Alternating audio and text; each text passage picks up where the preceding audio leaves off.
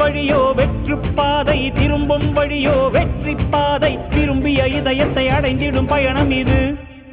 கடல் தாண்டும் பறவைக்கெல்லாம் வழியில் மரங்கள் கிடையாது, ஆனாலும் கண்டம் தாண்டும் சிறகுகள் வலிக்காது.